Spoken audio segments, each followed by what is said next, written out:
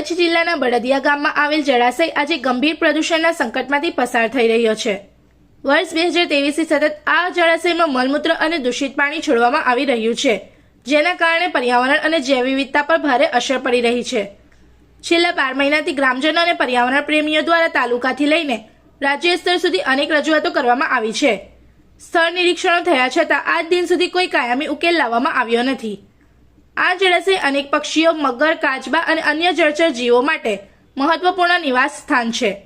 આ પ્રાણીઓ કાયદાકીય રીતે પણ સુરક્ષિત શ્રેણીમાં આવે છે, તે છતાં આ જળાશયમાં દૂષિત પાણી છોડવાનું યથાવત છે, જે એક ગંભીર પર્યાવરણ ગુનો છે।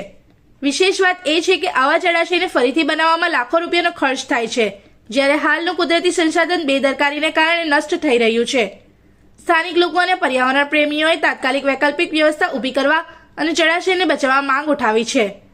વિશ્વ જળ દિવસના અવસરે સરકાર સમક્ષ એક જ માંગ છે, બળદિયા જળાશયને પ્રદૂષણથી બચાવવા તાત્કાલિક કડક પગલાં લેવામાં આવે। નમસ્કાર, મીડિયા ચેનલોથી હું એક રજૂઆત કરવા માંગુ છું।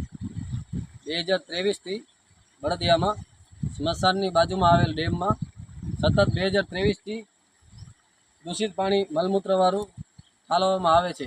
આજે જળ દિવસ છે 22 માર્ચ। વિશ્વભરમાં પાણી માટેની જે ઉજવણી કરવામાં આવે છે, આજે પાણી શુદ્ધ થાય તેના માટે ચર્ચા કરવામાં આવે છે। તો બળદિયામાં આપણે કલેક્ટર કચેરીમાં, પછી જિલ્લા પંચાયતમાં, તાલુકા પંચાયતમાં તમામ જગ્યાએ રજૂઆત કરી ચૂક્યા છીએ।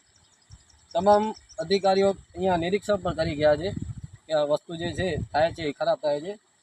અને 10 એકડમાં ડેમ આવેલ છે। આ પટેલ સમુદાય દ્વારા આજથી 25 વર્ષ પહેલાં પાણીની સમસ્યા જ્યારે સર્જાય, દુકાળ આવે અથવા એવી પરિસ્થિતિમાં પશુધન અને માણસો માટે ઉપયોગી લાગે તે રીતે આ જગ્યામાં મોટો ડેમ, પાણીનો સ્ત્રોત બનાવવામાં આવેલો હતો, જે આજે 12 મહિનાથી રજૂઆત કરી છે, છતાં પણ આજ સુધી એનો ઉકેલ આવ્યો નથી।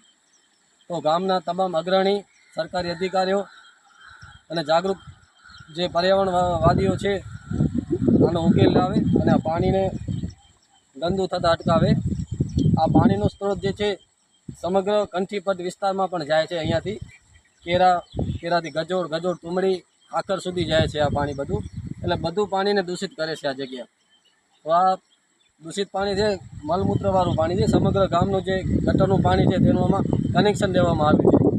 આ તાલુકા પંચાયતની યોજના હતી, ગટર યોજના, એમાંથી ફાળવેલ રૂપિયા છે અને આખા ગામને આપણે પાપના ભાગીદાર બનાવવામાં આવ્યા છે। બધું મળમૂત્રવાળું પાણી એકઠું કરી અને આ શુદ્ધ પાણીને પણ દૂષિત કરવાનું એક કારસ્તાન છે। અસ્તુ। इस वीडियो को लाइक करें, हमारे चैनल को सब्सक्राइब कर बेल आइकन जरूर प्रेस करें हमारी न्यू वीडियो सबसे पहले देखने के लिए।